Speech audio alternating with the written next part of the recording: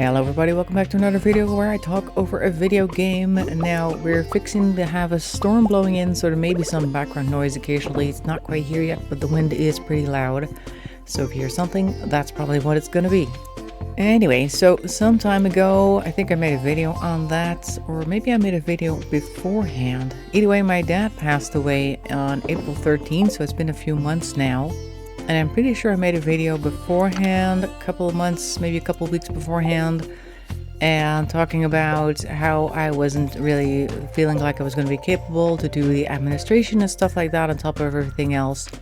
Now this was also because there is a special situation in this case as well. About, I want to say 3 years before he actually ended up passing away, he got into a relationship, quote unquote, with a very manipulative woman who in, I think, less than 6 months managed to get him to sign over his bank account to her and got all of his administration squirreled away, and also got him to propose to her. So that was the start of a very long period of my brother and I having to constantly fight mental battles against this very manipulative woman who was constantly trying to get dad against us because he was suffering from dementia, so less capable of reasoning. And I do feel like if he hadn't had dementia, that he probably would never have actually started anything with her in the first place, because she pretended to be psychic and he's never really been interested in that. He probably would have thought she was crazy and just move on to the next person. But because he was already kind of failing, I guess she was impressive to him. I don't know. But either way, so we had quite a long battle with her. Also, when he ended up being moved into a care home due to his dementia and not being able to take care of himself. I mean, he was doing things like showing up on the rooftop of the building that he was staying in the middle of the night, wearing just his underwear, things like that. People tend to start wondering when they start to develop Alzheimer's or dementia. Not all of them, I'm pretty sure, but most of them do. And then after a while, it's too dangerous to let them live by themselves and they need assisted living. And in his case, there was a spot opening at a care home, which is in my hometown. So that was convenient for us and we were able to visit him a lot more after that. But that also increased the interactions that we had to have with her, because of course she would be there as well and constantly manipulating him and bad-mouthing us, etc., etc. But that wasn't really what I wanted to talk about. The main thing that I feared was after he passed away, we would have to arrange things. We'd have to arrange, first of all, for the funeral home to come pick him up. We would have to arrange for a service of some sort, and then we'd have to attend the service. And after that, the whole administrative circus would start, and we would have to take care of all his taxes and things like that. So, and I was feeling very unprepared. And now I'm going to tell you how it actually ended up going down. Now, the administration was still super stressful, and I would have rather had somebody on my side to help me with that, but as it turned out, that was not possible, so I had to do that by myself. But anyway, the day itself where he passed away, that Sunday the 13th of April, during the afternoon and sometime late in the morning, I was there with my brother and my mother and my uncle. They came to visit, and I had requested, whenever the care staff came in, and asked if she should be notified that this may be his last moment. I was like, you know what? No. Let's just leave her out of this, because I don't think that he would appreciate that. He would probably just stress out more. He was kind of like in a coma that last day, so I don't think in the morning he was still kind of awake, and then he kind of like got put to sleep around early afternoon, and he didn't wake up since then. But I'm pretty sure he would have still stressed out hearing her voice, because I do know that from my grandpa's passing that he would be in the front room of the downstairs room. Basically, they had a front and back room that was connected. And my grandpa would react with his heartbeat whenever people came in, and would sit on the couch in the other side of the room and just have like a fun conversation, because people were kind of treating that situation as a get-together somehow. I don't know how that works, but apparently they did. And then the people that were trying to take care of him in the front room, they noticed that his heart rate would go up whenever there was like a lot of noise in the background. So I imagined that if she were invited over for that last couple of hours, however many hours that would have been, she would have probably been yapping away and talking nonsense to us and trying to, I guess, get things done with him or whatever. But she was always saying that she knew what was best for everybody, and she was like a nutritionist and blah, blah, blah. I don't think she has any certification for anything whatsoever, but she likes to claim that she's good at this, that, and the other thing. And on top of that, it's not just that I didn't want her to be there. She also had failed to show up for him over the past month and a half beforehand. So it's not like she would have normally have been there that day, and I just decided not to call her. She had already failed him and left him alone, pretending that she'd gotten sick, even though the day after he passed away, I drove over because my brother and I were going to start on clearing out his room, and she was just there doing her grocery shopping at the mall, so it's not like she was sick enough for that. So if she's able to do that, she could go visit him, I'm pretty sure. She just has another guy, I'm pretty sure. She didn't want to tell him that because she is the type of person that goes from old man to old man.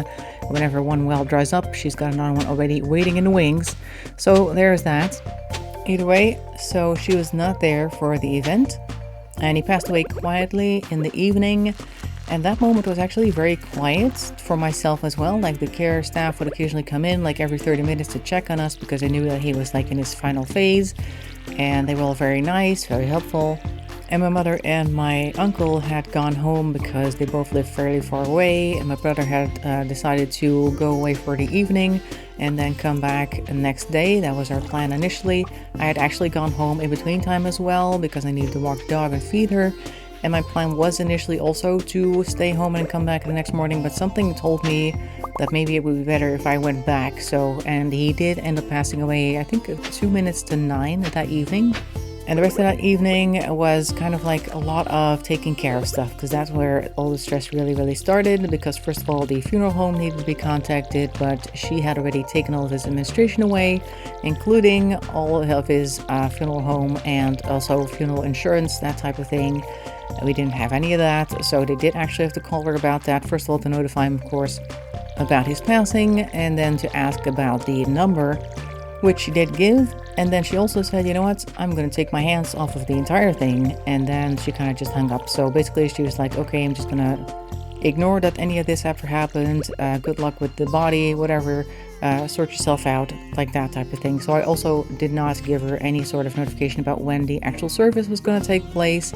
I took care of the funeral arrangements, well, basically the taking care of the body that evening. I called them, because you can call them anytime, day or night, to arrange that his body would be transported to the funeral home where he would be prepared for a viewing later that week.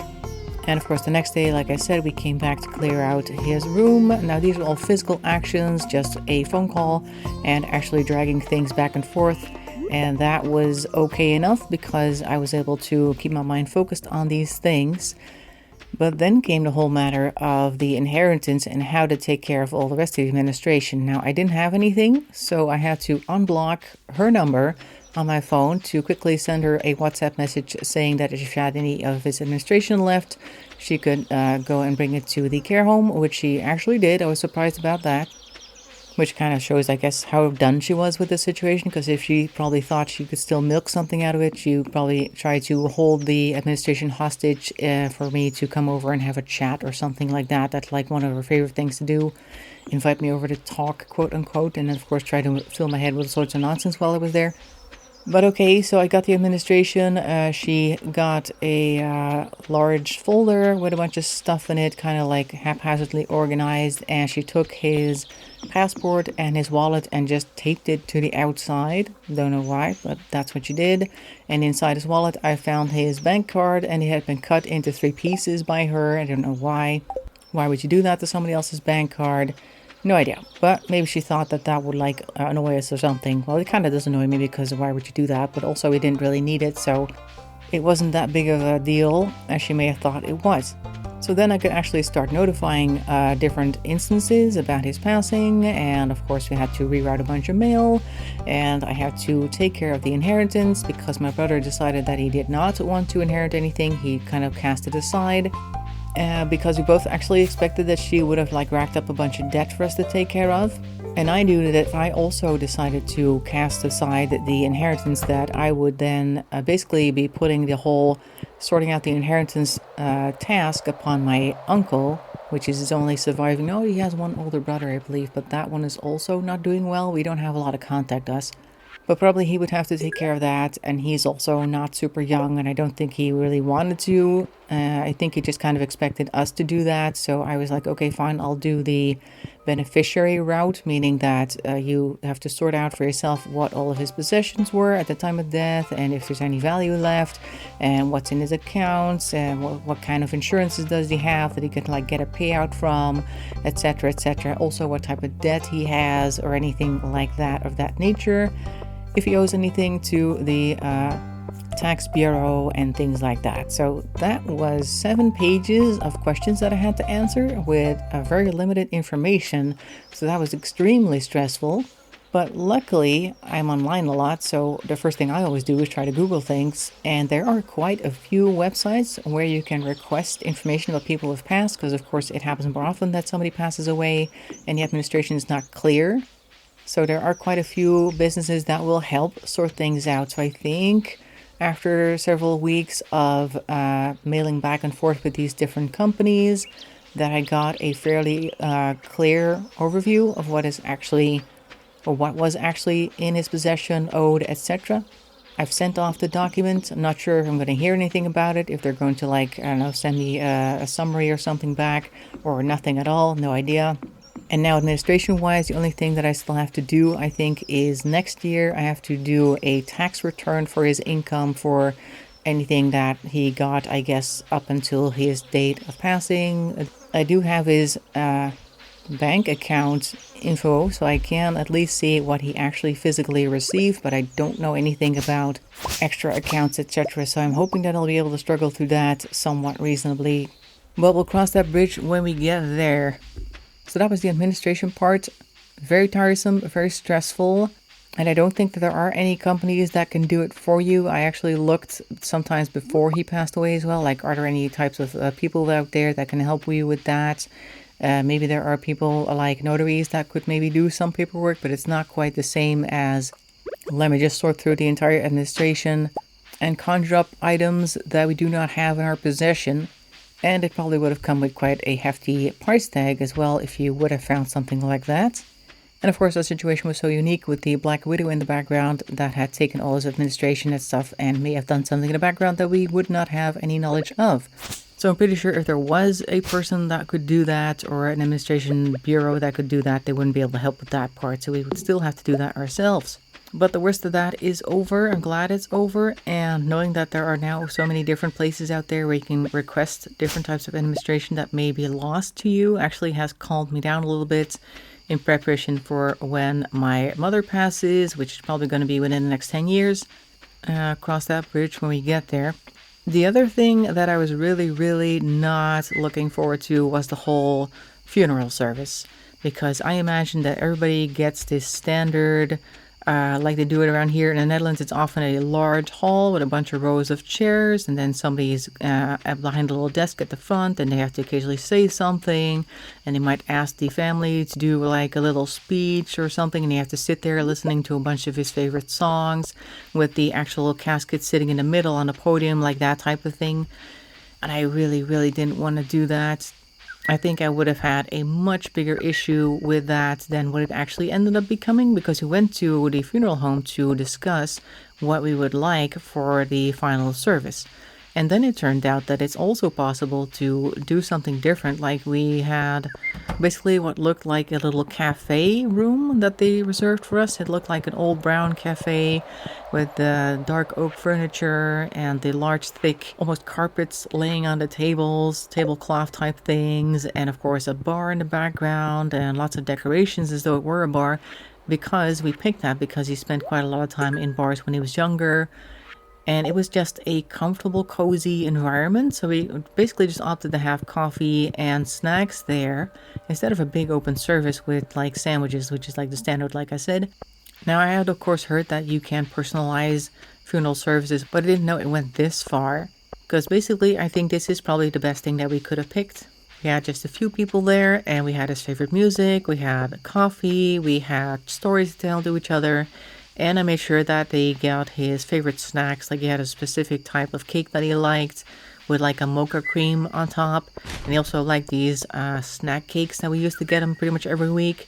So I brought some of those as well. And it was a very small club. It was just the same people that were there in the morning on that Sunday the 13th, like my mother, my uncle, my brother, and I. Because other people, we had sent them a card, but they weren't able to attend because they lived too far away or they had health issues of their own, something like that. So it was just a small group, but it was like private, intimate, and I think he would have liked this setting. So that was way different than what I had expected and much more calm. So if you need to arrange some type of funeral for somebody and you're also not good with the standard funeral service, then make sure to ask what your options are, because I'm pretty sure there are options for it to be much smaller and much more unique and more to your wants and needs, your liking and that type of thing. So while there is still some stuff coming down the line in the form of the tax return, which I'm not sure how I'm going to struggle through that, everything else went as good as it can go. And I think that's all we could ask for, really. But anyway, that is my experience with grief and the whole stuff that happened afterwards, the whole circus that follows such an event. Let me know your own experiences. I'd love to hear what you guys have gone through yourself or what you are expecting to happen in the future, nearby future. Maybe you've got some family or loved ones that are in a similar situation and you're worried about that. Let us know in the comments. Maybe somebody can help you out as well. In any case, thanks for listening. Hope to see you in another video. And bye-bye for now.